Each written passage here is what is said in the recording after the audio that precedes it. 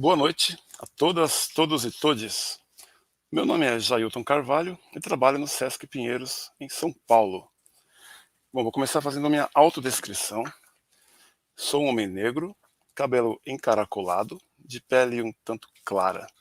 Estou usando uma máscara branca, visto uma camisa azul marinho. E atrás de mim tem um escritório com mesas e computadores.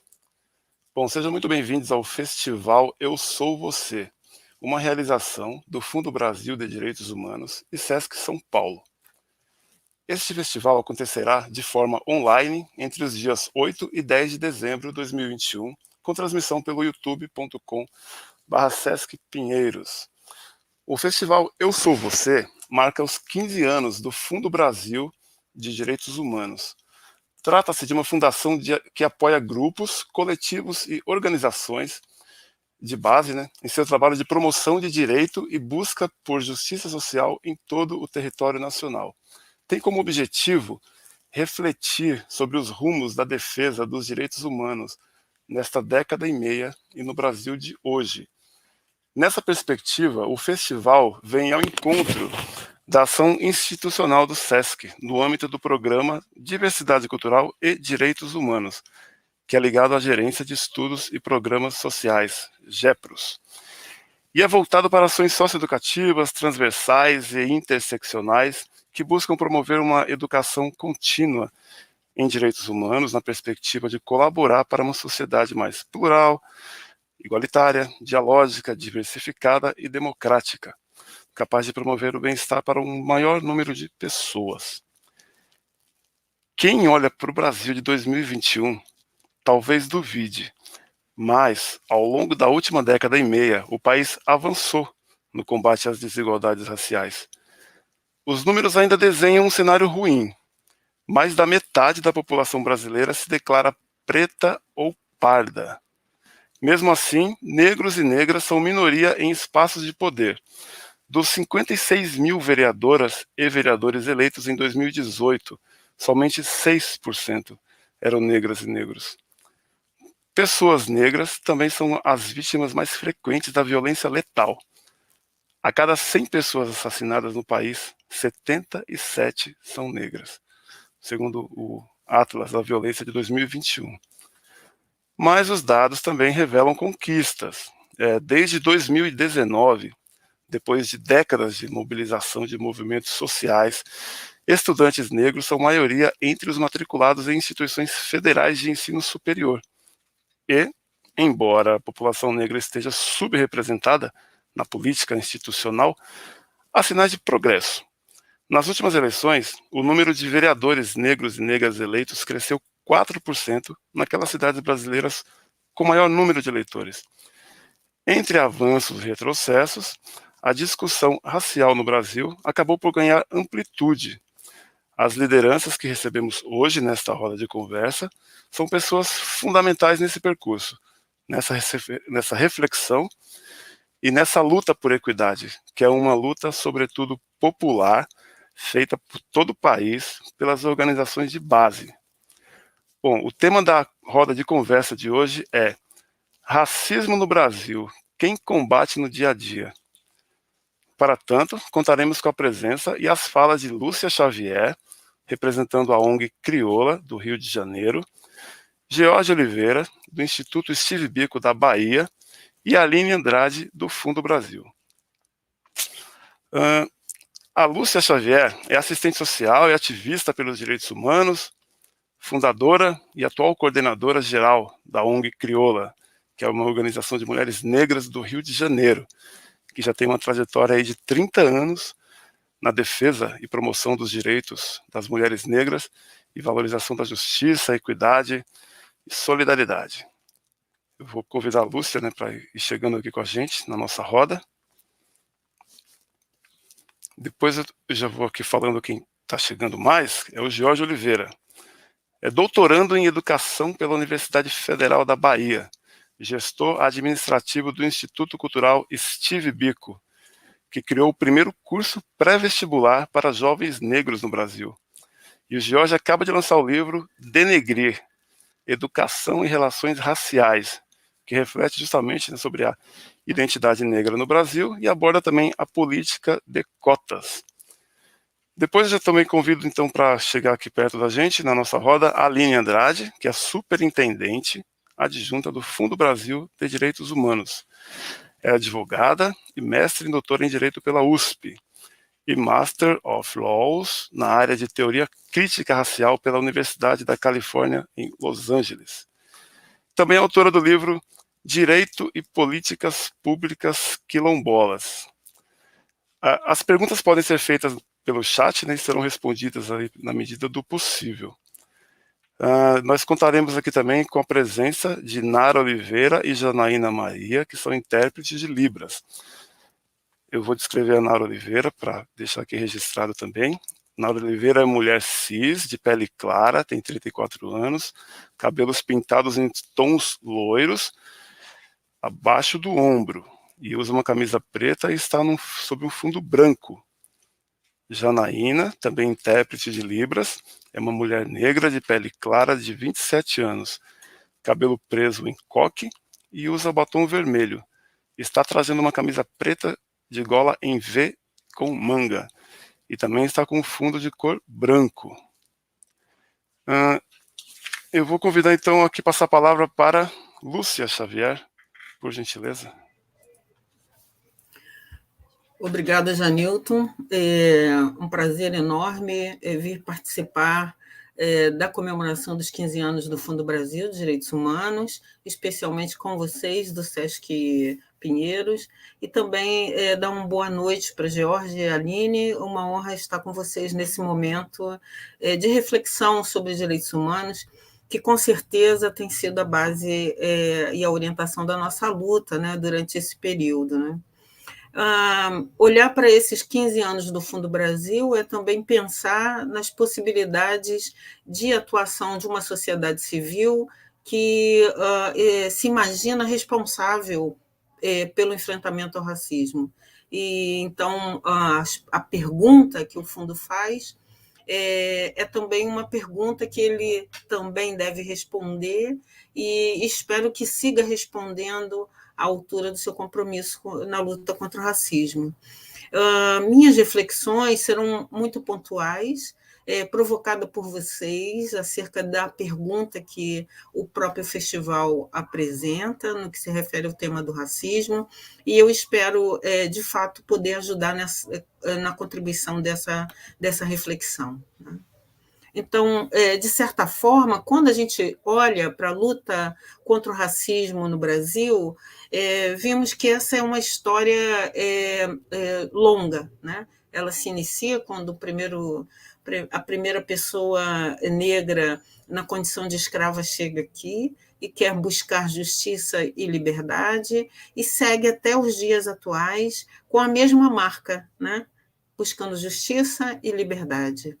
É uma luta, então, complexa, que não fala só da situação econômica, política, social, cultural e ambiental da população negra, mas fala também da construção de um país que nega mais que a metade da sua população e traz para o contexto político uma segregação de modo diferenciado. Não uma segregação que vivemos no apartheid, mas uma segregação que implica num jogo de avanços e retrocessos no campo político e no campo social, mas que também nos permite avaliar quem de fato luta contra o racismo nesse país e como tem sido essa luta. Eu diria que, chegando um pouquinho mais perto dos nossos tempos, né, a luta contra o racismo, e eu vou botar aqui dois adjetivos importantes: a luta contra o racismo patriarcal cis heteronormativo é histórica, vem de longa data, por isso dizemos que nossos passos vêm de longe, não só pela construção, mas também pelo rechaço a práticas opressivas e de subordinação, e é marcada por momentos importantes no contexto de mudança social e política do Brasil, né? O Brasil mudou e a condição, a ação política da população negra também mudou, mesmo que sua agenda esteja ainda marcada por aqueles 2 pontos que eu trouxe inicialmente, a justiça e a liberdade. Se a gente tomar um marco histórico, político de importância para nós e voltarmos à década de 1980, onde a sociedade brasileira pactua a igualdade como um direito, passamos toda essa década buscando, então, reconstituir nesse pacto, o pacto da igualdade como um direito, aquilo que seria essencial para o enfrentamento do racismo. Então, definimos o racismo como crime prescritível e inafiançável, definimos como cláusula pétrea na Constituição e definimos que qualquer sujeito nascido no Brasil teria igualdade em direitos, em que pese que também saímos de uma ditadura, em que pese que saímos também de um momento histórico mundial, onde as mudanças em termos dos valores tomavam fôlego com a construção de mais de 40 ou de quase 40 anos dos direitos humanos no mundo. Se olharmos, então, a década de 1990, passamos toda essa década lutando pelos direitos, a ter direitos. Aquilo que se constituiu em 1988 como marco da nossa dignidade, da nossa condição de sujeito de direitos, da nossa condição de cidadãos e cidadãs, precisou ser reafirmado em toda a década de 90, levando em consideração, sobretudo, nessa perspectiva, as nossas próprias reivindicações. Não é à toa que, ao meio da década, em 1995, surgimos em marcha no Planalto Central para dizer, né, que a nossa vida tinha valor e queríamos uma vida digna. Essa luta por direitos vai nos alcançar nos anos 2000, ainda lutando por esses direitos básicos, visto que nesse mesmo período o nosso ranking sobre os problemas, alguns deles já descritos aqui pelo Jailton, traziam para nós uma série de questões. Falava de uma população eminentemente pobre, a maioria encarcerada, inclusive com percentuais elevadíssimos sobre as mulheres negras, percentuais altos de violência e homicídio, taxas elevadas de mortalidade materna. Éramos também as campeãs da fome, da miséria absoluta, tínhamos baixa representação política e, sobretudo, vivíamos a égide da discriminação. Em 2001, reafirmamos diferentes processos na luta internacional por direitos, né? Reafirmamos desde a construção do Plano de Ação e da Declaração de Durban, que aquilo que enfrentamos no período da escravidão era um crime contra a humanidade e que esse reforço aos nossos direitos era fundamental, né? Assim, também construímos muitas políticas, dentre elas a política de cotas no contexto da educação, a política de saúde da população negra, políticas para as mulheres, de promoção da igualdade racial, a isonomia do trabalho, do direito trabalhista para trabalhadoras domésticas, como marcos importantes, aquilo que nós reafirmamos como processos de alcance da igualdade.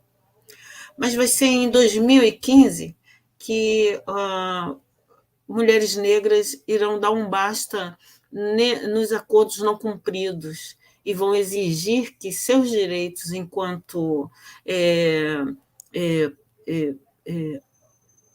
necessidades sejam incorporados e definidos como parte das nossas condições.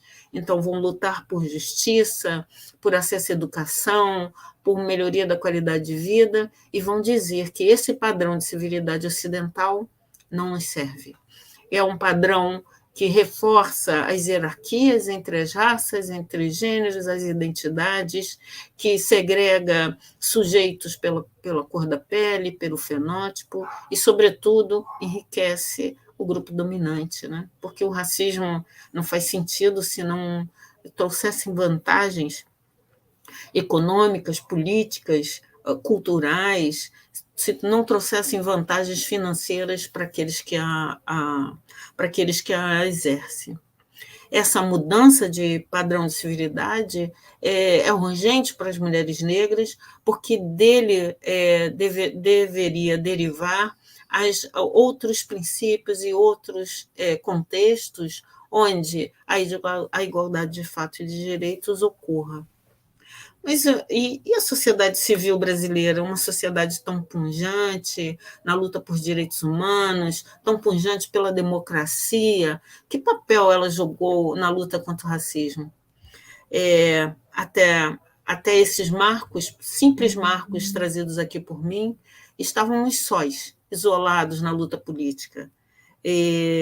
Cida Bento, em um texto importante na década de 70, vai dizer que esse isolamento político oferecido aos movimentos negros fazia parte do contexto da ação do reforço ao racismo. E nós, mulheres negras, vamos quebrá-los na década de 2000, dizendo que não se trata de pobreza o que vivemos, mas sim de racismo. Esse processo vai ocorrer nos anos 2000, onde a maioria das organizações políticas da sociedade civil atuavam lutando contra a pobreza, nos dizendo que era preciso esperar a atuação política do sujeito histórico, o trabalhador, para que, então, pudéssemos reivindicar dignidade na nossa condição de raça, de gênero, de identidade de gênero. Esse papel que a sociedade joga nesse período ainda é do reforço do racismo, hoje traduzido no famoso mimimi, né? É a ideia de que o racismo era uma questão individual e que de interpretação e que bastava, né, isolar o sujeito racista que estava resolvido o processo.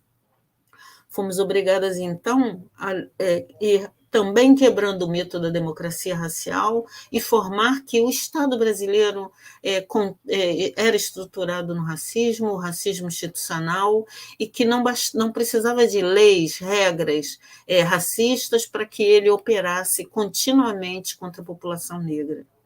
Esse esforço de romper esse isolamento é que também nos faz olhar as dinâmicas da sociedade civil e exigir delas que atuem para erradicar o racismo e para erradicar também as discriminações e as múltiplas formas de discriminação que atingem diferentes grupos na sociedade, mas, sobretudo, a população negra, em especial as mulheres negras. Sem isso, as premissas dessa sociedade civil não seriam verdadeiras, não nos levariam a novos horizontes de uma sociedade livre, justa e igualitária, né? Porque, afinal, não é possível viver em uma democracia onde o racismo a sustenta. Nessa mesma perspectiva, a sociedade civil deveria também se recusar a gozar dos privilégios que o racismo oferecia e a defender a população negra, recusando-se também a conviver com as práticas genocidas presentes no Estado brasileiro. Hoje, já podemos dizer que a sociedade civil é uma aliada em termos da luta política? Em termos gerais, sim. A luta antirracista ainda não é de propriedade de toda a sociedade brasileira, que ainda ajuda a implementar um projeto de morte no nosso país, mas ela também já consegue perceber as dinâmicas do genocídio, quando vê a violência letal, a mortalidade materna, o racismo religioso, a perda do direito à educação e à saúde, que vão demonstrar o quanto essa sociedade também pode estar comprometida com essas práticas, e para isso é preciso romper com o racismo patriarcal cis heteronormativo. Creio que a gente avançou muito em termos gerais ao aplicar ações afirmativas e políticas de cotas, ao reconhecimento do pensamento e da memória da história de africanos e afrodescendentes, que demonstram, né, de certa forma, um avanço na luta política. Mas o racismo é como uma onda no mar, vai e volta. Muitas vezes esse recuo parece necessário, fundamental, mas quando vimos, essa onda vem e destrói castelos, destrói ideias, destrói processos construídos ao longo do tempo. E esse é exatamente o momento que a gente vive, um momento onde a força da sociedade civil é necessária para que essa destruição não force cada vez mais esse projeto de genocídio. Se a gente olhar para essas dinâmicas todas, né, ainda nos falta uma declaração da sociedade civil organizada, dizendo que é contra o genocídio da população negra, incorporando essa premissa nas suas ações políticas, mais do que nos seus objetivos, no seu dia a dia, no seu cotidiano, elevando a esse grupo as condições necessárias para o enfrentamento ao racismo. Acho que, abrindo mão dos privilégios, entendidos como direitos naturais, sobre a exploração de outros e outras, isso permitiria que avançássemos, por exemplo, na luta pelo direito trabalhista das domésticas, no acesso e na garantia da educação de nível superior para jovens, e mais que isso, permitiria que erradicássemos o racismo de uma democracia nova, recém-experienciada, que toma como vício as práticas antigas da violência e da discriminação, recomendando que essa é uma democracia que convive com absolutamente projetos de morte. Falta também compreender que a constituição do desenvolvimento desse Estado, dessa sociedade, depende, sobretudo, da erradicação do racismo, porque com ele não haverá nem democracia, nem paz, nem desenvolvimento. E é preciso que essas sejam premissas fundamentais no modo de operar da sociedade civil brasileira. Ela precisa também dividir o poder. É a situação mais crítica, mas necessária. E acho que, para que esse país mude de fato, verdadeiramente, ainda está na mão da população negra a tarefa, né? A da população negra de modo geral e das mulheres negras de modo particular, a tarefa cotidiana, não só de lutar contra esse racismo patriarcal cis heteronormativo, mas trazer para o cerne da sociedade novos processos de compreensão de civilidade. Daí, então, emprestamos as nossas filosofias, as nossas tradições, o nosso modo de viver, pensando que uma sociedade, para erradicar o racismo, vai prescindir da participação de todos os setores da sociedade, irmanados, ao menos, em algumas condições da qual nós já sinalizamos desde a marcha de 2015, né? Pois essas mudanças precisam ser radicais e profundas para garantir, além da justiça, um padrão de civilidade pensado por nós, mulheres negras, que é o bem viver. Um bem viver que implica no exercício do direito, da justiça, da igualdade, como fator preponderante para uma sociedade justa e que só vai se estabelecer na medida que comungarmos com essa mesma perspectiva. Por isso, para finalizar, ao comemorar o 15º aniversário do Fundo Brasil, ao incorporar esse debate sobre o enfrentamento do racismo num festival de direitos humanos, significa passo importante para alargar não só a compreensão da sociedade civil sobre isso, mas para reafirmar seu compromisso com uma sociedade sem racismo. Muito obrigada. Muito obrigado, Lúcia. Janilton, 1000 perdões, eu não me descrevi. Você me dá um minuto, eu faço essa descrição agora. Fica à vontade. Eu sou a Lúcia Xavier, eu sou uma mulher negra, eu uso dreadlocks num coque acima da cabeça, uso um óculos corvinho, estou com um casaco rosa, uso 2 pares de brincos com búzios, lembrando a minha própria tradição, e estou num quarto onde a parede é branca, que faz o fundo desse meu cenário aqui. Muito obrigada. Nós que agradecemos as suas palavras, Lúcia. Muito obrigado pelo relato da tua experiência. Eu acho que eu vou passar a palavra agora para a George, e depois, Aline, depois nós conversamos mais. E vamos vendo aqui também se aparecem as perguntas. Boa noite, George. Boa noite. É um Bom, prazer estar aqui, né, com vocês, né, comemorando os 15 anos do Fundo Brasil nessa atividade tão importante também. Bom, Jorge, deixa eu então ver aqui umas perguntas que eu fiz para você. Vamos ver se a gente vai fazendo um bate-papo. Gostaria de perguntar como foi o teu envolvimento pessoal com o ativismo antirracista e quais ferramentas e mecanismos de enfrentamento ao racismo você vê hoje como relevantes para essa pauta, pensando nas juventudes, né, que é o teu público preferencial em Salvador.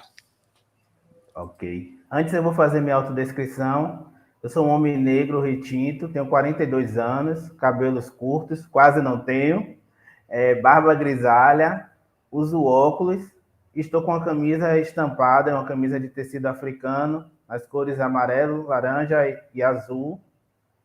E atrás de mim tem um banner com a capa do meu primeiro livro, Denegrir, Educação e Relações Raciais. Então, em relação a... respondendo à pergunta, né? Obrigado aí por esse bate-papo. É importante falar que até os 22 anos, as questões étnico-raciais eram quase imperceptíveis para mim, mesmo nascendo, crescendo numa cidade como Salvador. Então, era invisível para mim falar sobre questões raciais, não era uma prática, né? E não havia também uma consciência negra e um orgulho deste meu pertencimento até os meus 22 anos, então há 20 anos atrás, quando eu tinha 22. Até que eu procuro um pré-vestibular e vou, indicado por um amigo, para o Instituto Chivibico, e aí eu, além do pré-vestibular, acabo sendo inserido nesse movimento de consciência negra tão importante para a minha vida pessoal, acadêmica, profissional, também reverberando na minha família. Então, o meu ativismo começa dessa forma. Eu vou buscar um pré-vestibular no Instituto Chivibico, instituição do Movimento Negro Baiano, que criou o primeiro pré-vestibular para negros e que atualmente ainda implementa este projeto, dentre outros, né? Uma instituição criada em 1992. No ingresso na universidade, como eu ingresso na Universidade Federal da Bahia, em 2002, era um momento de grandes debates sobre as ações afirmativas.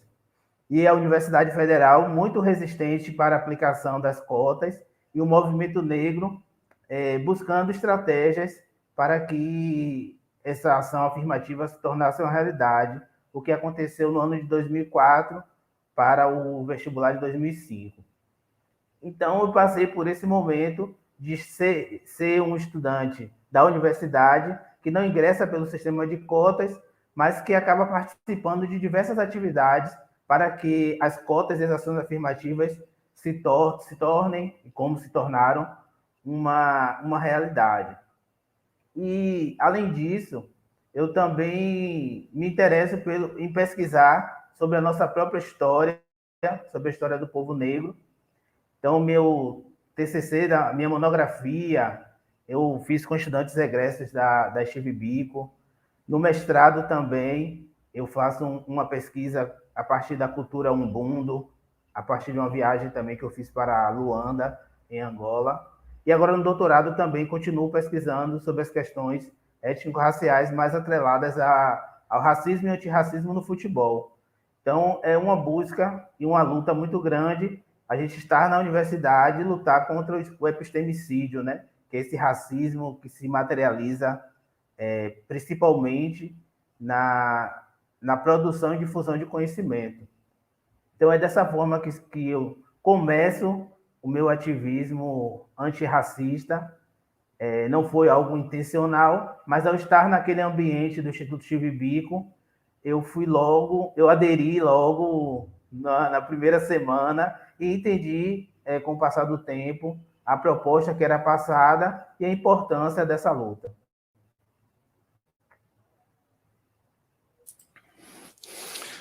Ok. E diga uma coisa, o teu livro chama Denegrir, Educação e Relações Raciais. Esse é o título, né? Então ele aborda, entre outros temas, a política de cotas raciais, né? Nesse sistema de ensino superior, como você falou. Pergunta, quais os desafios que estarão postos aí agora a partir do ano que vem, quando essa política tem que ser revista? O que você tem a dizer sobre isso? Essa possibilidade da revisão da política, que é a Lei 12.711, de 2012, que prevê uma prescrição, a lei já prevê essa prescrição, essa revisão com 10 anos.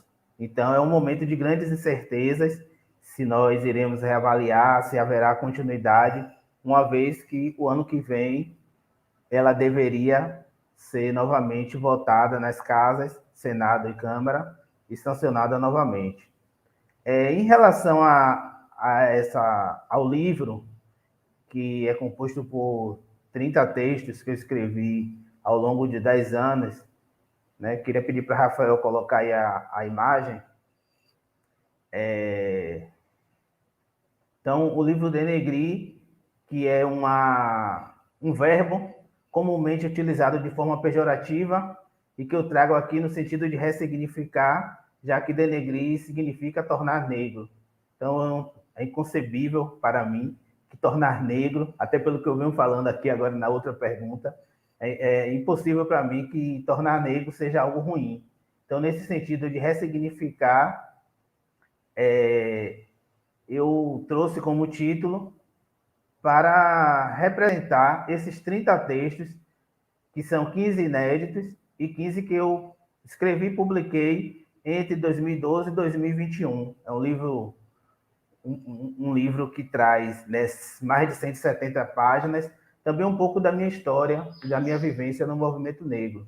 O texto 24 fala sobre 5 motivos para continuarmos favoráveis, para quem é favorável, e para quem não é, para também passar a ser. O primeiro motivo é que as cotas são constitucionais e garantidas por lei.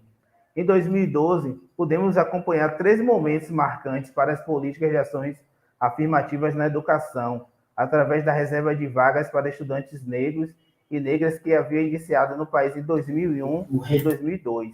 Então, as cotas foram tanto julgadas no STF, no Supremo Tribunal Federal, em abril, como passou a ser uma lei, salvo engano, em agosto do mesmo ano de 2012, quando foi sancionada pela presidenta Dilma.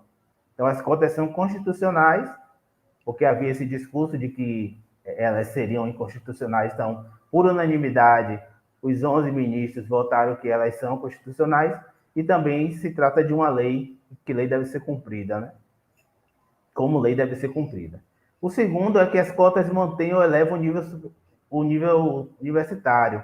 Alguns estudos já foram realizados para avaliar o rendimento dos estudantes que ingressam nas universidades, através do sistema de cotas. Em vários estudos ficou comprovado que o rendimento dos estudantes cotistas foi igual ou superior na maioria dos cursos. São estudos que foram feitos no início da implementação da política e que cada vez eu vejo menos estudos que são tão importantes para que a gente possa garantir e manter essa política. Jailton, quer falar? Não, desculpa. Não, continua, desculpa.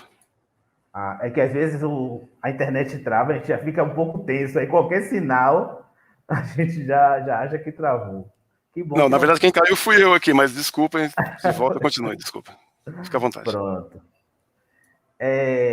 Um terceiro motivo para que a gente entenda, defenda e compreenda a importância das ações afirmativas é que as cotas e a melhoria da escola pública são medidas complementares.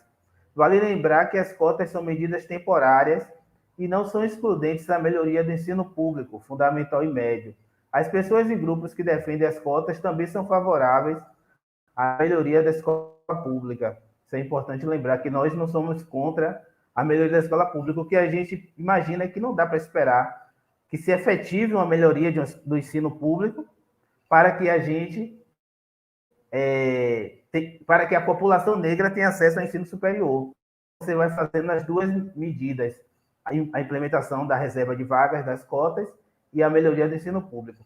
O que tem acontecido, na verdade, são retrocessos, né, em relação ao ensino público, e aí de diversas formas, principalmente durante a pandemia. Mas nós não somos contra e entendemos que são medidas complementares, né? O outro motivo é que cotistas e não cotistas participam da mesma seleção.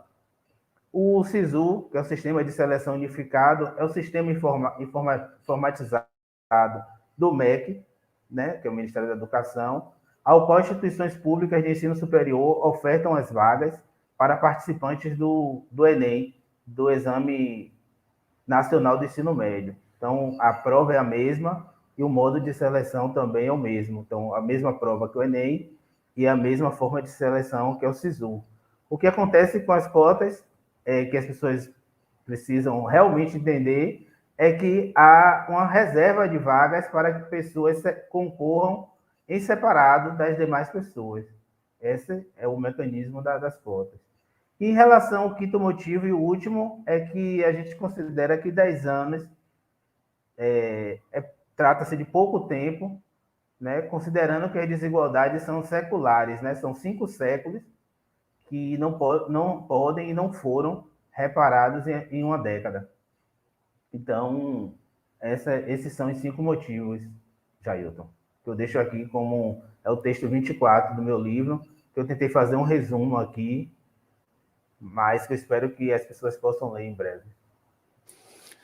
De toda maneira, o que eu tenho escutado de pessoas na imprensa, né, especialistas, enfim, estudiosos que eram até contra, né, pessoas assim, claro, de orientação de direita, que mudaram de ideia em relação às cotas, né, que eram críticos e achavam que isso, enfim, ia rebaixar, né, a qualidade do ensino e tal, e mudaram de ideia.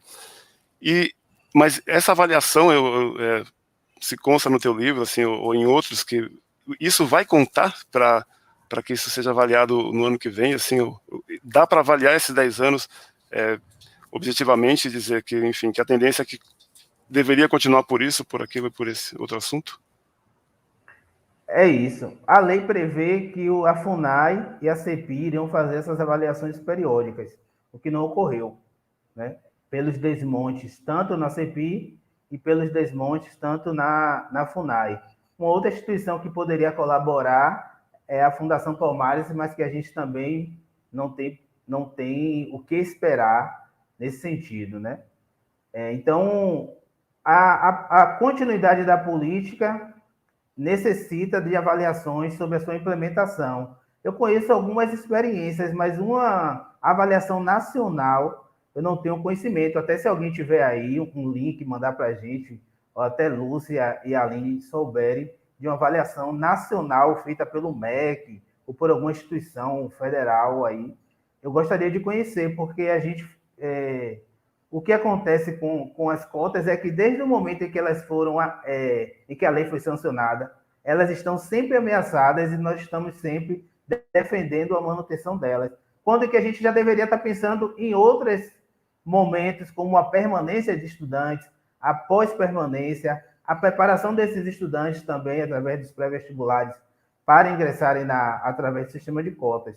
Então, eu não tenho um conhecimento sobre uma avaliação como uma política pública nacional, que é muito importante agora, concordo que é importante, e eu não sei como a gente vai fazer sem essa avaliação, imaginando que ela não exista, por eu não conhecer, como que a gente vai conseguir, nós como Brasil, né? Porque enquanto movimento negro, eu tenho certeza que a gente precisa nem por mais 10 anos, deixar por tempo indeterminado, até que os dados sociais comprovem, né, essa equiparação em relação ao nível superior e também às outras políticas sociais, outros dados sociais. Ok, bom, aguardaremos então, né? Uma pergunta aqui, o Steve Biko, o nome, né, o patrono, que dá o nome à instituição onde você trabalha, ele foi assassinado por um governo racista, né, por um estado racista que conduzia o apartheid abertamente, né, com aquelas placas, né, white only, ou enfim, separando, né, para deixar bem claro, né, no sentido de o claro e o escuro. E no Brasil a gente não tem essas placas, né, escrito white only, por exemplo, em universidades, nem bancos, nem ônibus, nem nada, nem táxi, né, enfim. Mas mas o que aconteceu, assim, até acontece ainda, né, que a gente vê, por exemplo, fotografia do Tribunal de Justiça, e sei quantas pessoas tem ali, são 150 homens brancos, né? Aí vê a fotografia, por exemplo, de uma direção de uma empresa de investimento, né, famosa, que colocou esses dias atrás no Facebook. E a mesma coisa, assim, né, os investidores todos, né, todos brancos e ali, enfim, naquele prédio ali. Ou diretorias também de outras empresas. É mais difícil fazer esse trabalho no Brasil sem essas placas? Como que vocês veem essa diferença, assim, desse apartheid abertamente feito lá onde o Steve Biko morava e esse apartheid, né, que a gente sabe que existe no Brasil, por exemplo? Essa pergunta é bem interessante, assim. O mais fácil e o difícil, eu acho que não é um momento aqui de comparação. Racismo é racismo, em qualquer parte do mundo, né?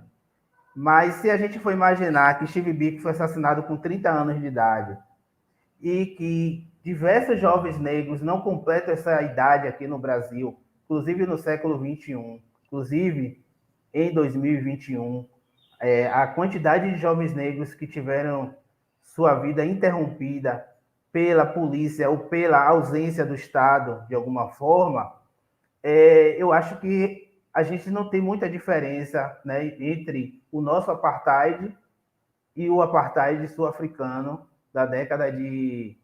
Aí está falando da década de 60, 70, que foi assassinado em 77, 1977. Então, eu acho que essa ausência, né, de um apartheid explícito, essa ausência desses lugares demarcados, não só um pouco dificultam, porque as próprias vítimas às vezes não reconhecem a existência do racismo, mas ao mesmo tempo mostram o quanto que é eficaz e eficiente esse racismo e que as próprias pessoas negras acabam por reproduzir algumas atitudes.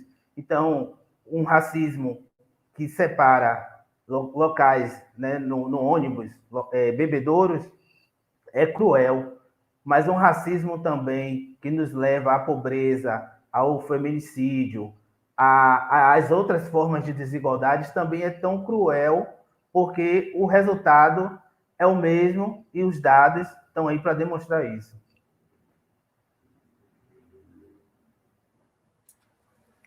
Bom, você tem razão. As dificuldades são diferentes, né, mas estão postas aí, né, mas estão postas justamente para a gente superar, né, então por isso a gente continua. Bom, te agradeço, parabéns pelo cursinho, a gente tem visto, né, assim, pela mídia, enfim, pelas redes sociais, bastante mais ultimamente, jovens, né, negros se formando, indígenas também, que inclusive participam de alguns cursinhos que também são cursos voltados à população negra, mas que também atende a população indígena. Eu mesmo conheço muitos que participam e têm entrado, né, têm acessado também as universidades. Então, parabéns pelo teu trabalho, por ter chegado até aqui, né, dessa maneira. E eu vou convidar agora, então, a Aline. Obrigado. Opa! Daqui a pouco nós voltamos a conversar mais. Vamos trocando mais figurinhas. Convido a Aline Andrade, que é a superintendente adjunta do Fundo Brasil de Direitos Humanos. Aline, fique à vontade. Bom, gente, boa noite a todas, a todos e a todes. Meu nome é Aline Andrade, eu sou superintendente adjunta do Fundo Brasil atualmente e eu vou fazer minha autodescrição. Então, eu sou uma mulher negra, de black, estou usando um kimono de tecido jeans e africano, o tecido africano é estampado azul, branco e amarelo. Estou de batom vermelho e usando um anel de búzios, que vocês vão ver porque eu falo movimentando as mãos. E, no fundo, a minha parede é verde, mas é um verde bem clarinho, que está aqui compondo o meu cenário. Basicamente é isso. Queria agradecer pela oportunidade de estar aqui conversando com Jailton, com Lúcia Xavier e com Jean. Obrigado, Aline. Bom, deixa eu te perguntar, começar aqui com uma pergunta bem básica, né? Por que apoiar grupos da sociedade civil, que é um dos trabalhos que o Fundo Brasil realiza?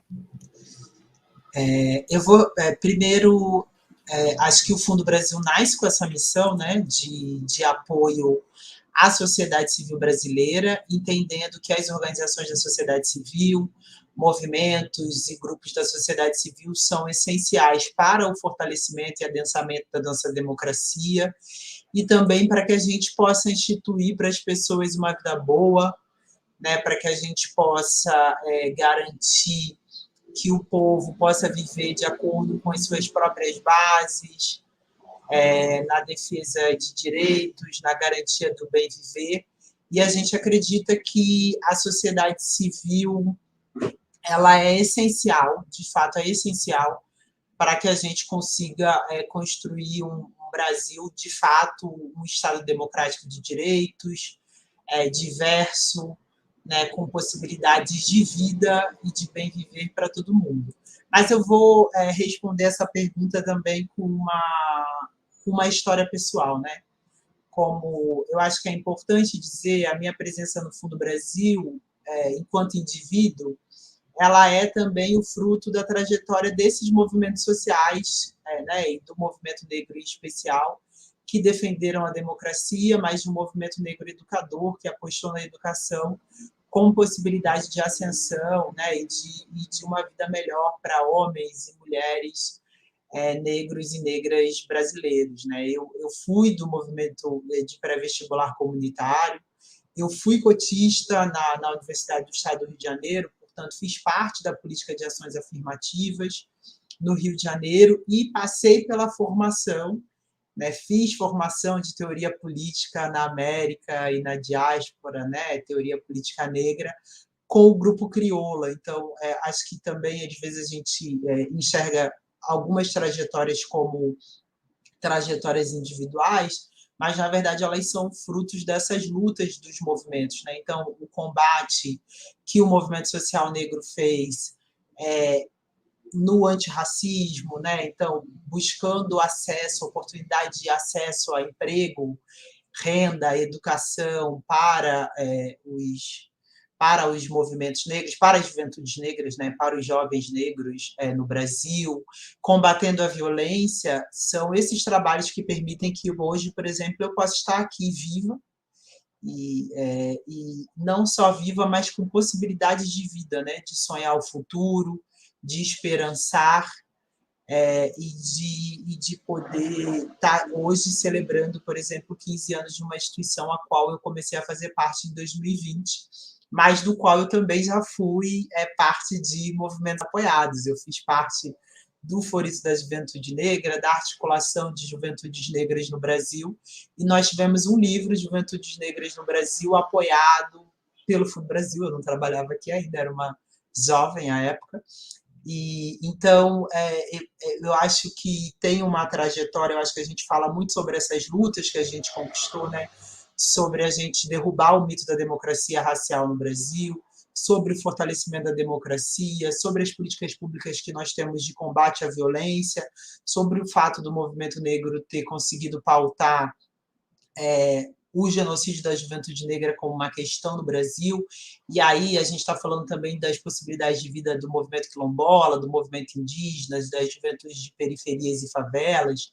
dos movimentos rurais, né? Então, eu sou um fruto mais próximo do movimento negro, mas também faço parte dessa luta pela democracia, pelas políticas públicas, pela implementação de um marco de direitos humanos no Brasil, que é de uma coletividade. Eu acho que é importante a gente ressaltar isso para a gente entender a importância dessas trajetórias. Eu estava até...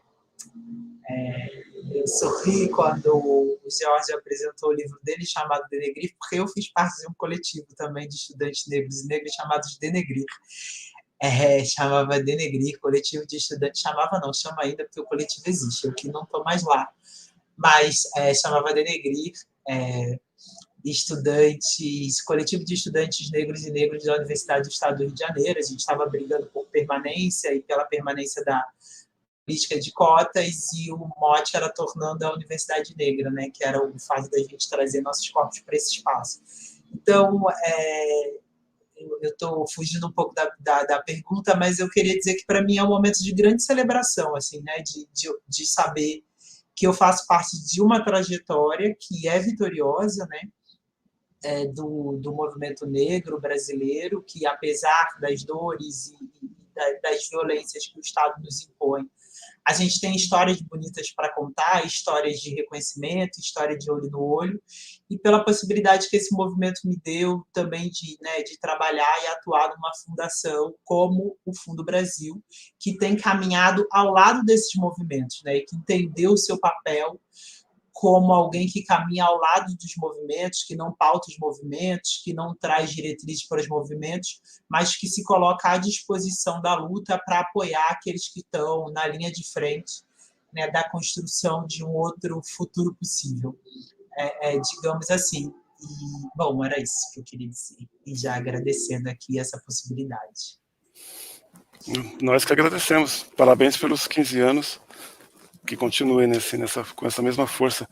Mas você falou agora sobre esses grupos e, no caso, por exemplo, dos quilombolas, qual a importância assim, do fortalecimento da voz desses grupos quilombolas nesse debate?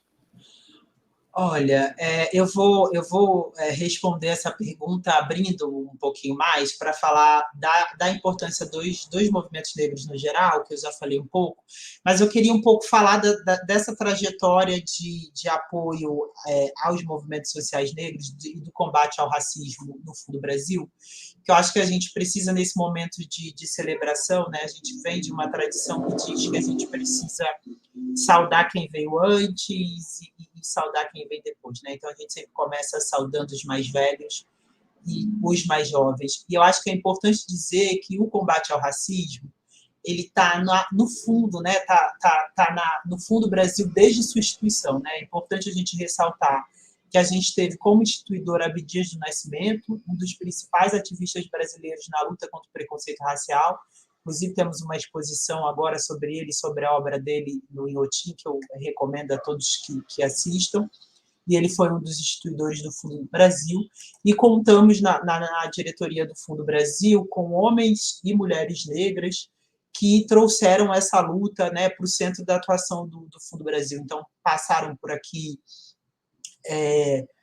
a Sueli Carneiro, a Jurema Werneck, que hoje faz parte do nosso conselho. Temos a Mafone Odara conosco também no conselho, que são pessoas de referência no combate à desigualdade racial no Brasil, e temos, desde o nosso início, essa proximidade com o movimento quilombola, entendendo que, acho que o movimento quilombola, primeiro, ele nos traz a possibilidade, né, de recontar uma nova história sobre a escravidão, mas também sobre a articulação dos movimentos negros rurais e urbanos no pós-abolição da escravatura, né, nos traz outras possibilidades de vida e de propriedade, né, de pensar a terra, de pensar a gestão da natureza, de pensar o que é fazer política a partir de um ponto de vista de coletividade, e o movimento, né, o Fundo Brasil, ouvindo o campo, né, ouvindo uma escuta do campo, entende o movimento quilombola como essencial.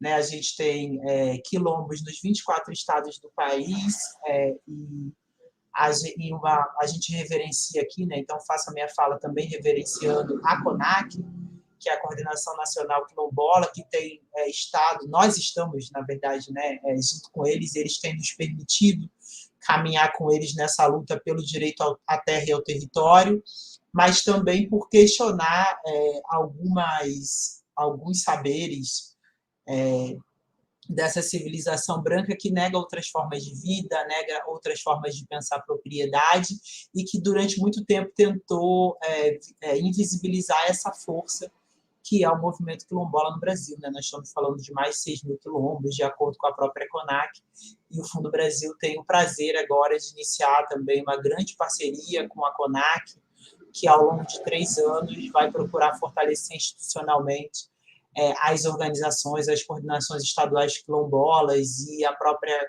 coordenação nacional no que o Fundo Brasil pode apoiar, que é o fortalecimento institucional, administrativo, financeiro, afinal, de política e de movimento quilombola melhor entende a CONAC, mas a gente vai conseguir aí estar junto com eles nessa parceria no momento de recuo das políticas públicas e de grande ameaça mesmo, né, de ataque do Estado brasileiro à população quilombola. Então, a gente também considera o movimento quilombola um movimento essencial, não só para os movimentos negros brasileiros, mas para a democracia brasileira e para que a gente consiga pensar, como a Lúcia falou no início, outras formas outras formas de viver e pensar o bem viver também a partir desses novos modos de vida e de produções de saberes que os quilombos nos apresentam. Então, acho que vai ser um prazer, né? E a gente tem contado também com a CONAC para nos ensinar essas novas formas de fazer política e de se constituir como sujeito no mundo e no Brasil. Ok. Você citou o poder público, né? E acho que essa era uma outra questão que eu gostaria de colocar. Falou da sociedade civil, né, dos quilombos, mas qual o papel das políticas públicas na promoção da equidade e, enfim, como que você vê que o panorama nesse momento em que nós encontramos?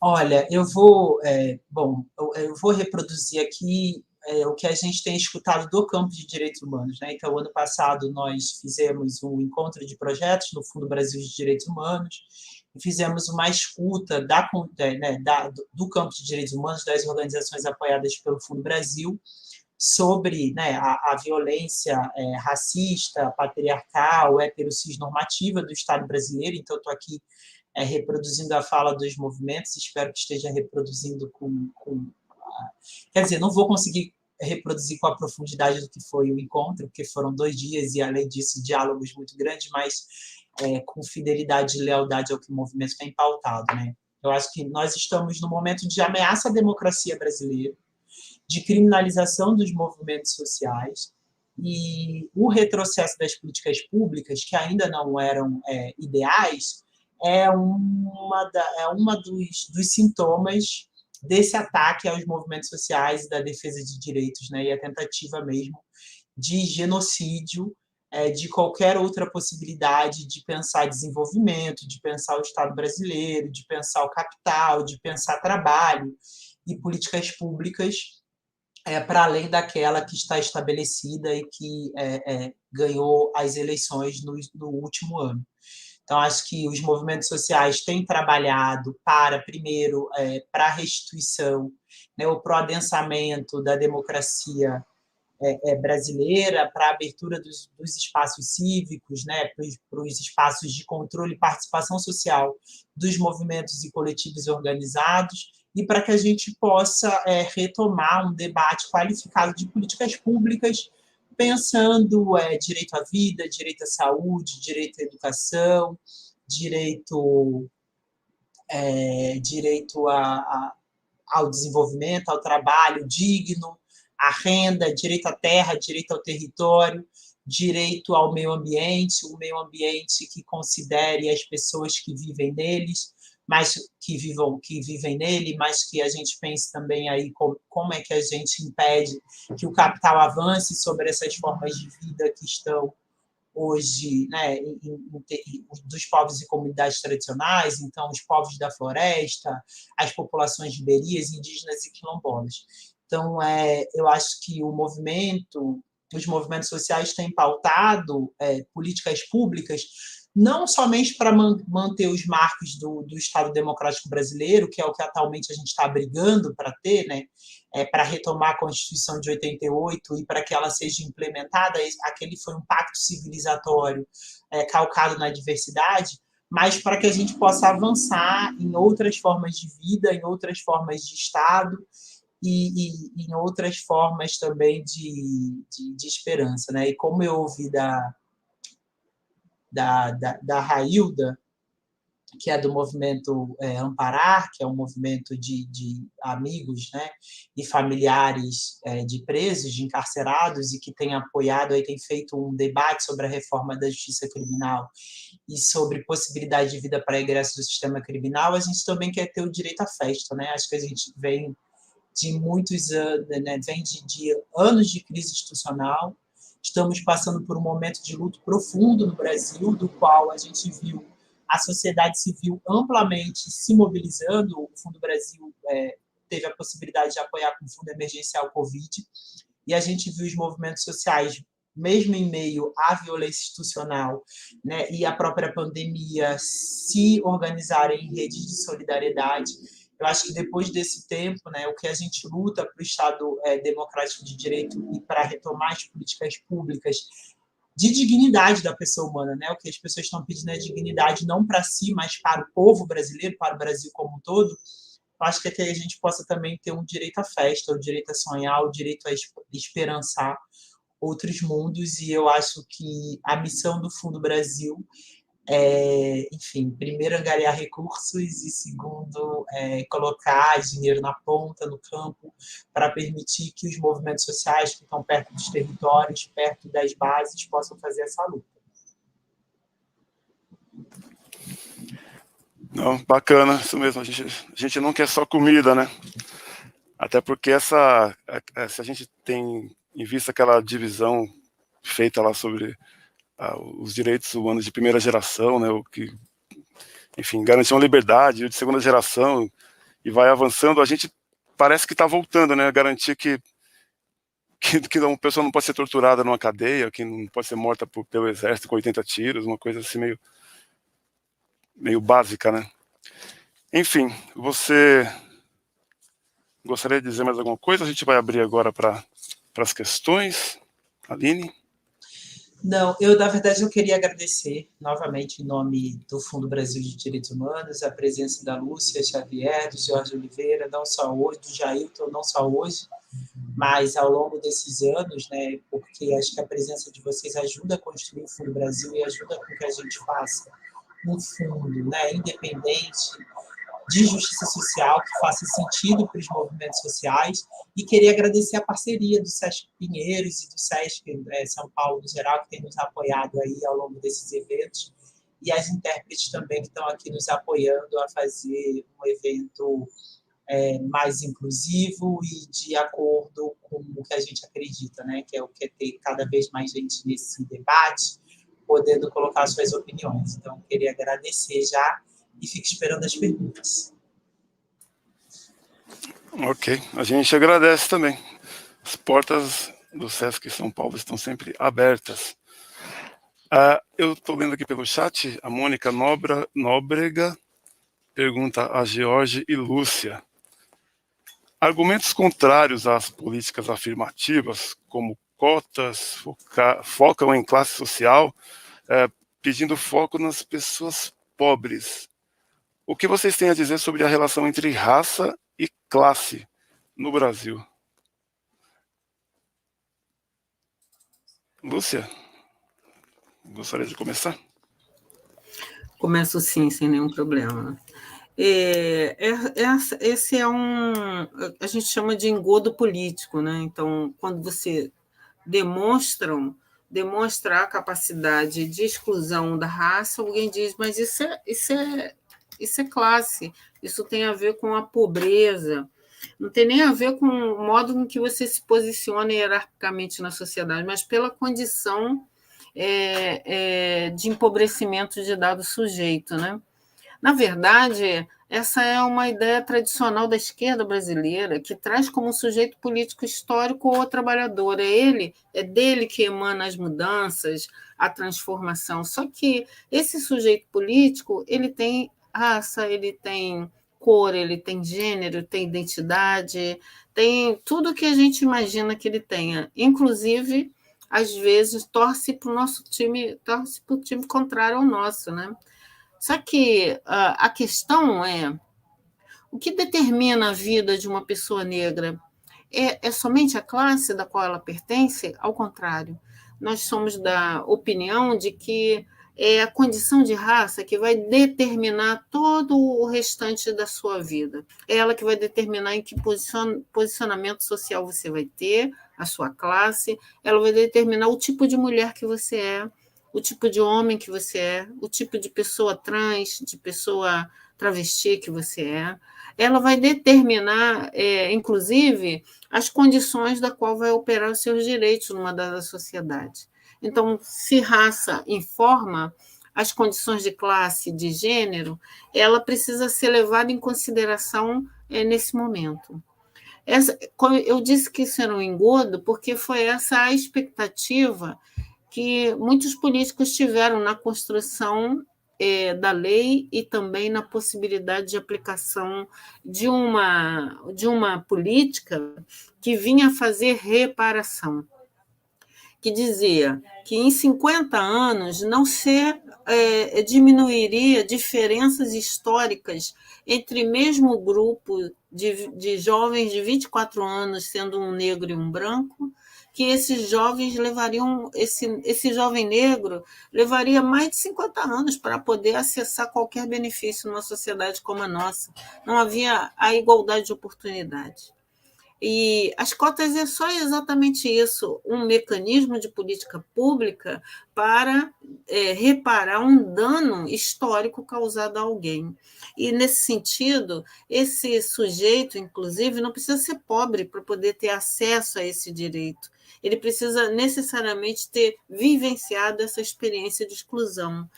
E o fato da gente utilizar a dimensão de classe para dizer que o problema é a pobreza, essa foi a segunda questão trazida pelos movimentos negros para a sociedade civil brasileira, dizendo que, enquanto ela olhava a pobreza, ela não via as dinâmicas que o racismo produzia numa sociedade como a nossa, excluindo determinado grupo, né?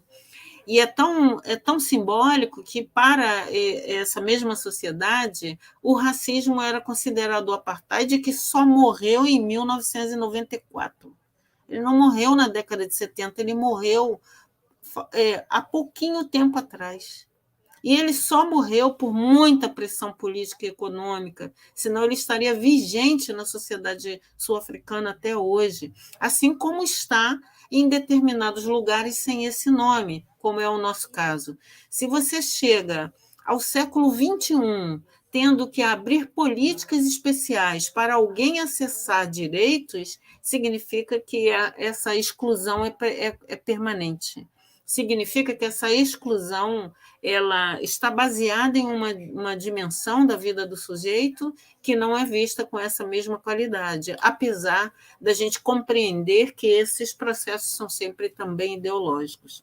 Então, a ideia de que é da pobreza que a gente deve olhar é exatamente a ideia de excluir o racismo como uma dimensão da exclusão dessa pessoa na sociedade, aos seus direitos, à igualdade de oportunidade, à possibilidade de viver plenamente na condição de cidadão.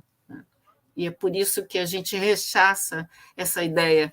E é claro que, se ações afirmativas servem para reparar os danos causados pelo racismo, ele também vai servir para reparar os danos causados pela pobreza.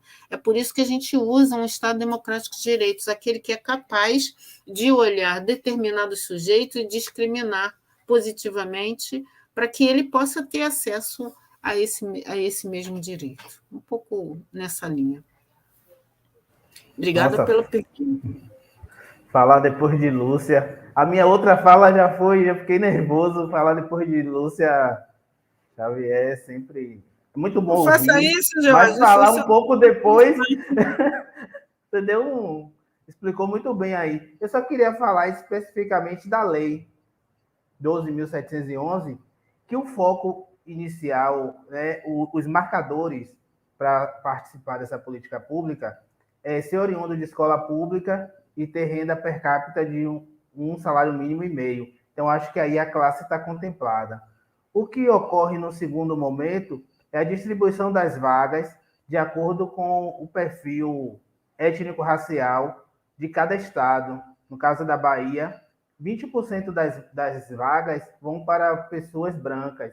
Eu acho que a sociedade, de uma forma geral, tem esquecido dessas vagas que também são destinadas para as pessoas brancas e acabam restringindo as cotas para as pessoas negras. Que bom que fosse, se fosse assim, seria até melhor, mas não é. Então, acho que esse foco na classe, pensando aí na questão origem escolar, e renda já está contemplado na totalidade das vagas, e depois destinando, no caso da Bahia, pegando como exemplo, 20% das vagas para pessoas brancas e autodeclaradas e 20% para pessoas negras. Porque existe dois tipos de cotas, né? As cotas tidas como sociais, que são essas que não levam em consideração a autodeclaração étnico-racial, e as cotas raciais. Mas pensando que a lei já nasce como fruto de 10 anos de experiência de diversas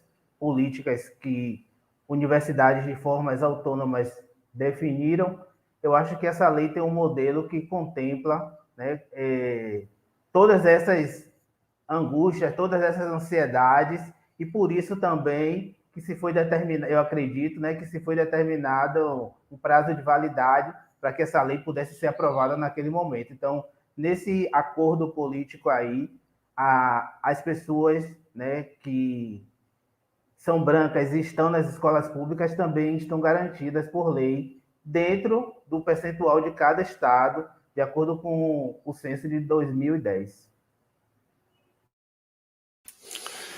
Muito obrigado, Jorge. Obrigado, Lúcia.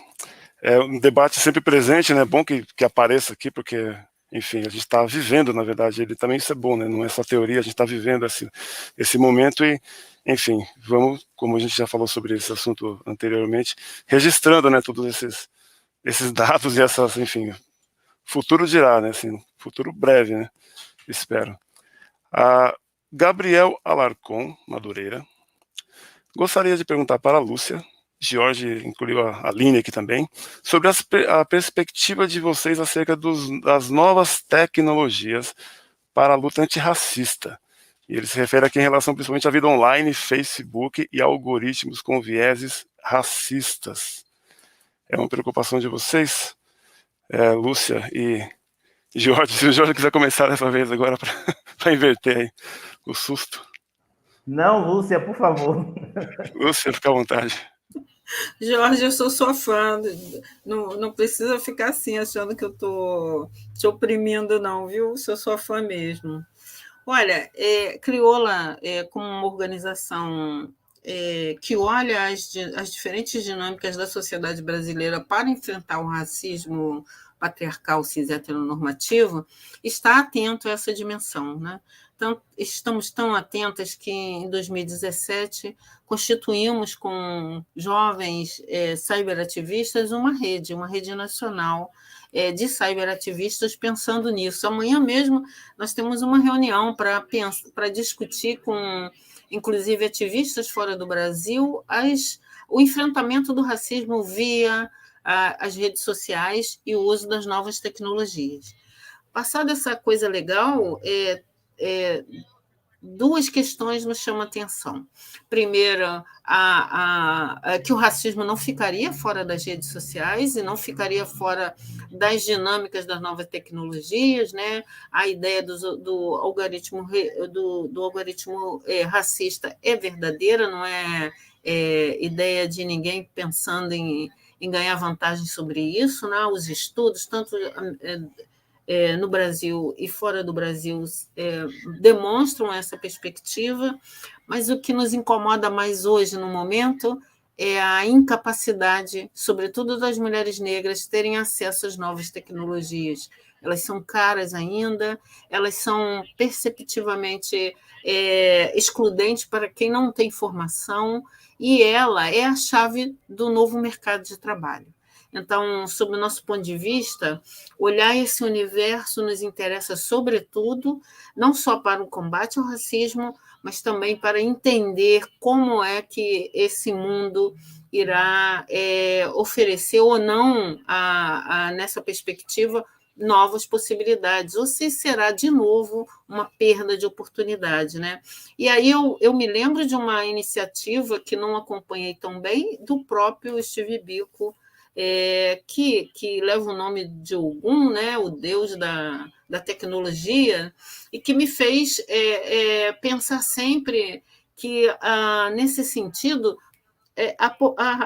os movimentos negros, as organizações negras estão sempre com um passo à frente, não porque a gente é doente de ficar pensando, será que ali tem racismo? Mas é porque ele está presente tão fortemente que nos faz tomar o impulso. Então, além disso, queremos dizer que racismo virtual, as consequências são reais. Fizemos uma forte campanha, no caso da Maju Coutinho, e seguimos monitorando, denunciando, conversando com as redes, tipo Facebook, etc., aproveitando e também trabalhando processos jurídicos sobre isso, para dizer que não é aceitável a discriminação nesse campo, ela se torna um crime, ela é uma agressão igualzinha àquela que ocorre todos os dias pelas ruas, todos os dias na vida da população negra.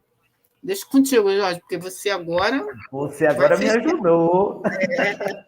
Mais ainda, né?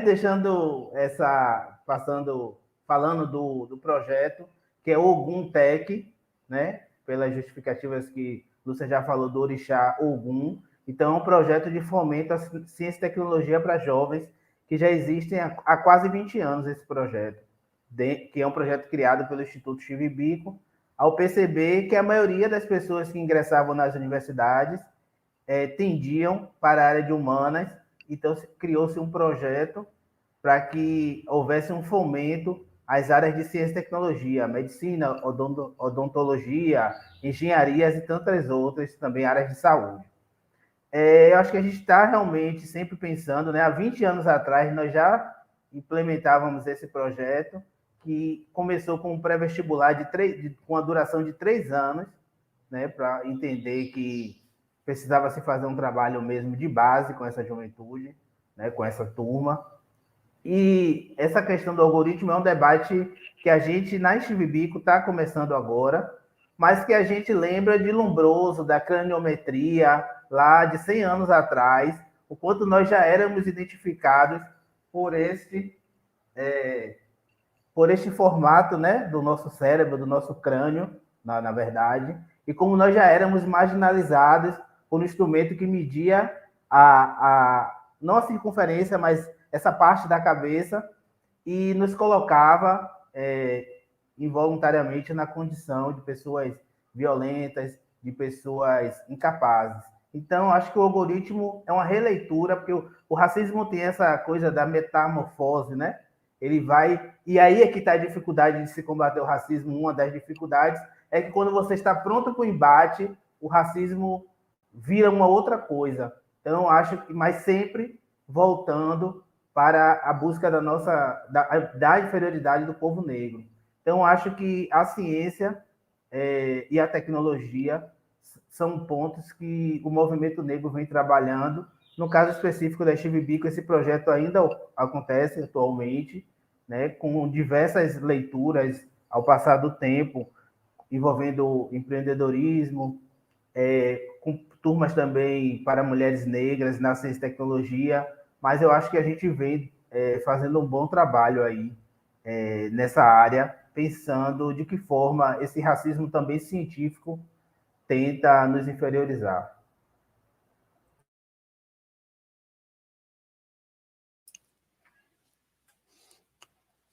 Bom, obrigado, Jorge.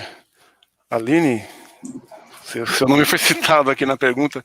O que o Fundo Brasil tem a dizer sobre isso, sobre esse uso dessas tecnologias? Bom, eu queria falar muito rapidamente do ponto de vista do Fundo Brasil. Eu acho que aqui nós estamos, né, atuando para garantir que o movimento consiga fazer essa primeiro, né, fazer o combate ao racismo nesse ambiente virtual e que consiga também, né, promover o antirracismo, promover a equidade racial. A gente sabe que uma parte importante da comunicação dos movimentos hoje está concentrado nas redes sociais, uma parte importante da vida dos defensores e defensoras de direitos humanos passa também por essa atuação nas redes sociais, e a gente tem se preocupado em garantir a segurança integral, né? Então, fazer editais para a promoção de uma cultura de proteção e segurança integral dos defensores e defensoras de direitos humanos, e isso passa também por garantir a segurança virtual, e a gente tem pensado muito nisso, né?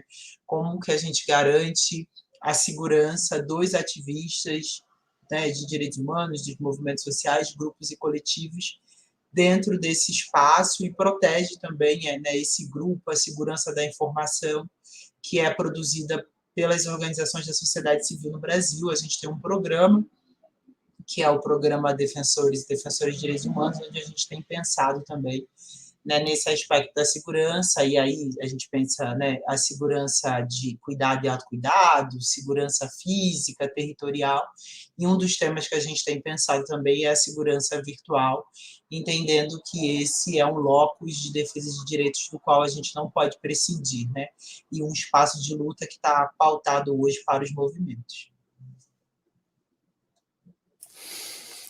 Ok. Muito obrigado também, Aline.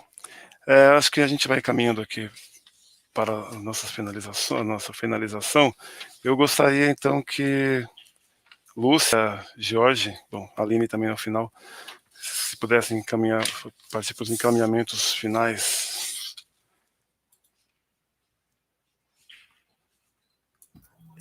Bom, eu fui sorteada, né, Jorge? Você está gostando dessa dobradinha, né? Olha,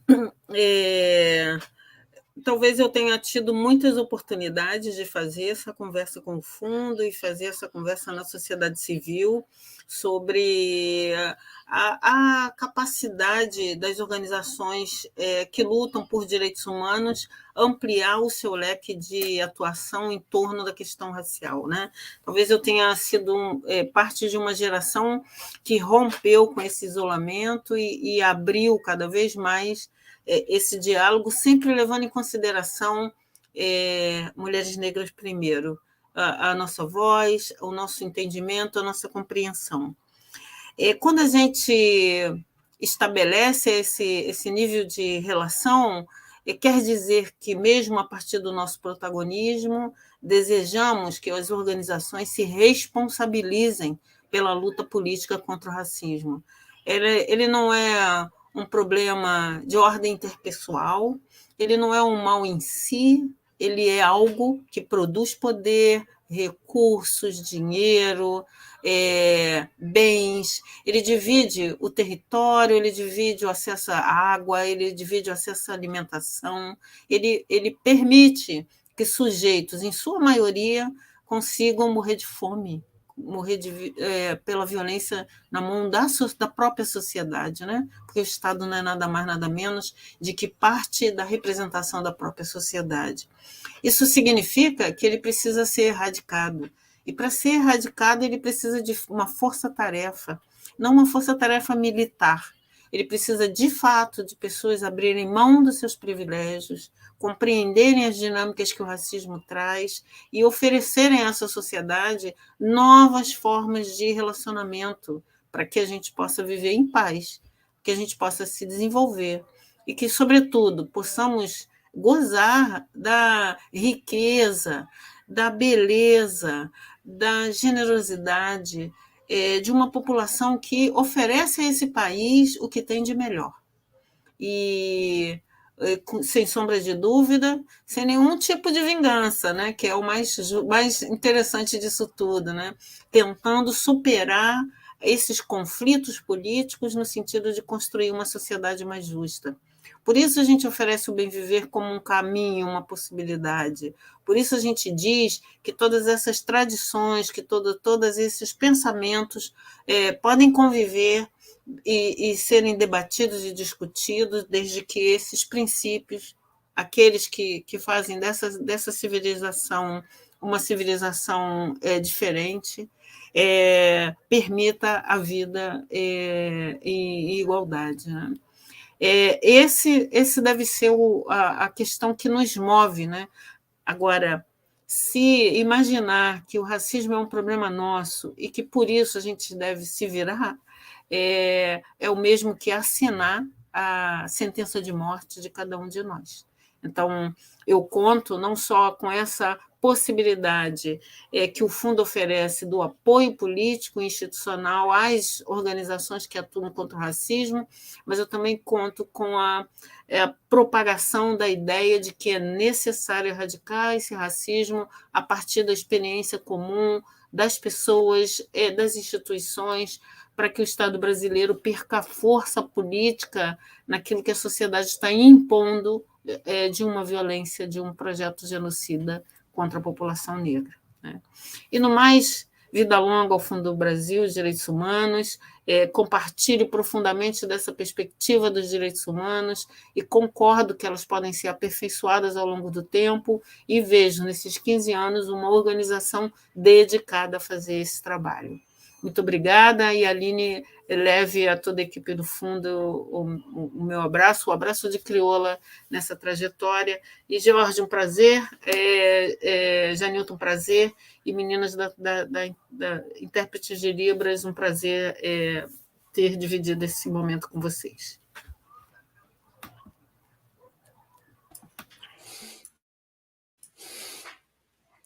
Jorge, Aline, quem continua?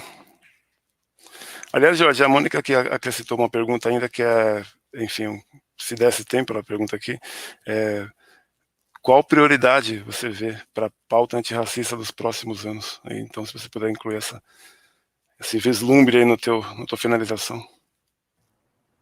Certo.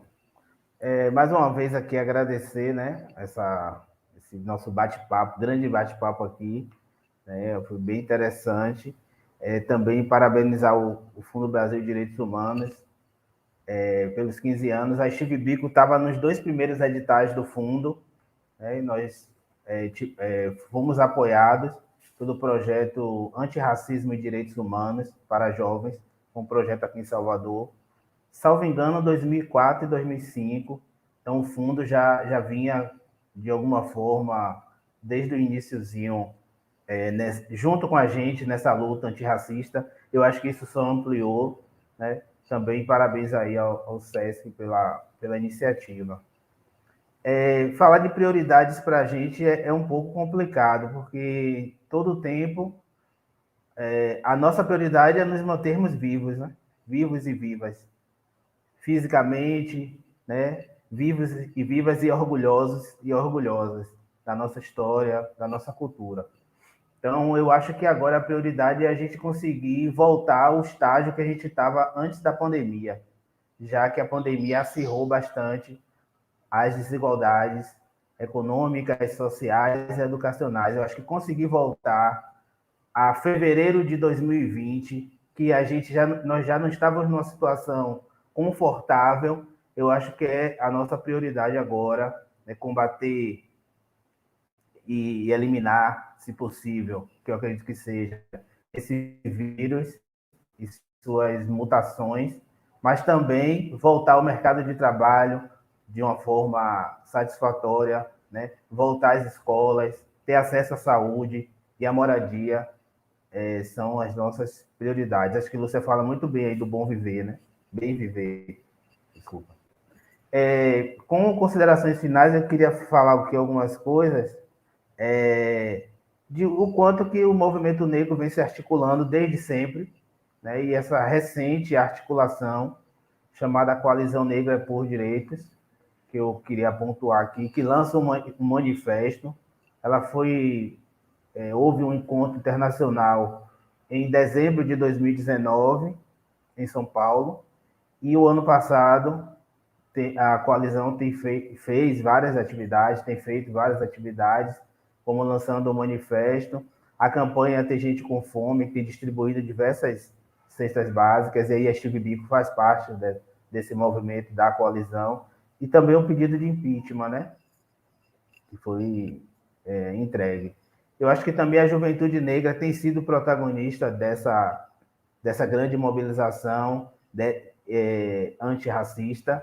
Lembro aqui do Injune, o Encontro da Juventude Negra, que ocorreu em 2007, aqui na Bahia, em Lauro de Freitas, e reuniu mais de 500 representações de todo o estado, e que pautaram em 14 eixos, né, temáticos, políticas de jovens para jovens. Então, queria deixar aqui pontuado essa iniciativa do quanto que a juventude negra também faz parte desse grande movimento.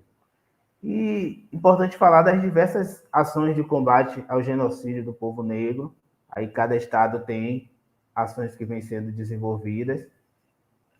E da importância de garantir a vida dessa juventude e de garantir que essa juventude negra esteja e mantenha-se viva e orgulhosa. E aqui eu deixo um grande abraço para todas as pessoas que estão aí, Jussi, diretora da Bico, está aí colaborando aí no chat também, participando. Mas deixar um abraço aqui para todas as pessoas que puderam, de alguma forma, contribuir e participar desse momento. E uma boa noite. Boa noite. Aline, suas considerações finais. Bom, gente, eu queria convidar as pessoas, né, todas as pessoas aqui presentes que estão nos ouvindo aí em suas casas, a conhecer mais o Fundo Brasil, né? Nós estamos comemorando esses 15 anos, né? O mote desse ano é No Fundo Eu Sou Você. Então, esse reconhecimento de que o Fundo Brasil é feito em razão e só existe, né, em razão desses movimentos sociais, desses grupos, coletivos e organizações da sociedade civil que têm lutado, né, pela defesa de direitos no Brasil. Né, a gente também tem uma outra frase que é dizer que nós estamos há 15 anos resistindo com quem resiste. Então, esse festival Eu Sou Você, né, que é um festival de direitos humanos, é uma celebração não somente do Fundo Brasil, mas da possibilidade da gente poder apoiar esses movimentos, pensando mecanismos inovadores e sustentáveis que canalizem recursos para fortalecer as organizações e para desenvolver a filantropia de justiça social.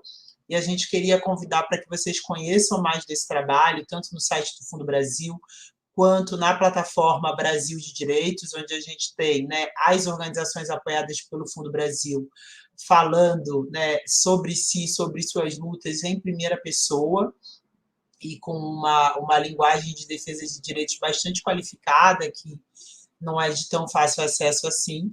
Então, eu queria convidá-los a conhecer mais do Fundo Brasil, aqueles que puderem apoiar, que apoiem. O Fundo Brasil está também apoiando a campanha Tem Gente com Fome, Dá de Comer.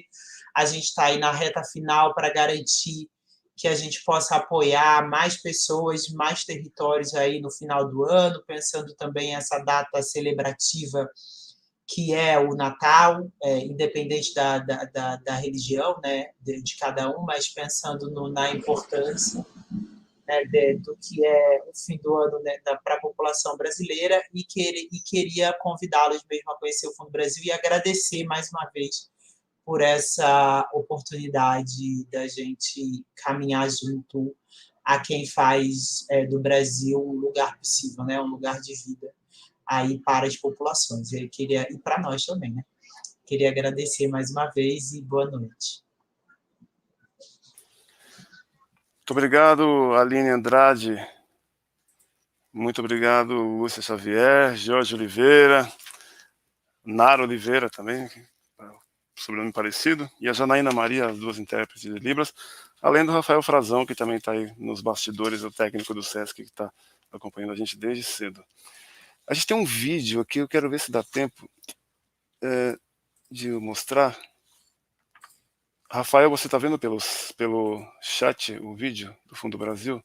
A gente pode exibir, fica a título aqui de despedida, já lembrando que esse festival continua amanhã, dia 9, né, às 19 horas, com o tema Justiça no Brasil, um sistema que viola direitos? Outra pergunta. E dia 10, outro tema, né, que é o Defensores de Direitos Humanos no Brasil, desafios de lutar pela democracia. E nesse dia 10, um detalhe, vai ser às 16 horas, porque às 21 horas, o Sesc Pinheiros vai ter a honra e o prazer de receber aqui presencialmente, né, para quem estiver em São Paulo, o show que se chama Rio e Também Posso Chorar, Fatal 50, que é o projeto solo da cantora Açucena. Para isso, os ingressos estão disponíveis na rede online e presencialmente em toda a rede Sesc para compras. Rafael, podemos ver o vídeo? Obrigado. A existência do ser humano só é possível no plural. Quando defendo os seus direitos, defendo também os meus. Garantir a sua existência é garantir também a minha. Ao morrer o humano, morre o direito. A existência de um exige a existência do outro. Mas o que rompeu o comum? O que lançou o eu na terrível experiência do um? Olhe em volta. Uma existência não reconhece a outra. O eu não reconhece o tu. O nós não existe, apenas resiste. É preciso abrir e consolidar espaços de luta. A existência concreta do eu acontece no reconhecimento coletivo.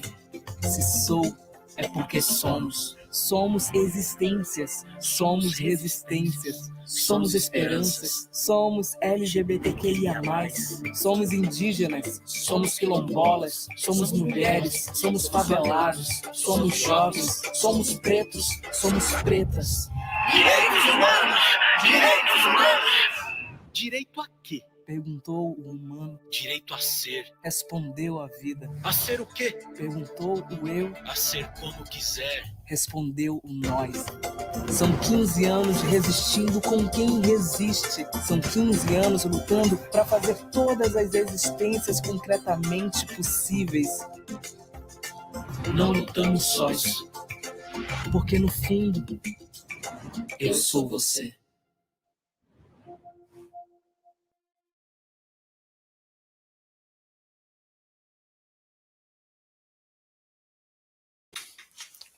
Bom, boa noite a todos, então.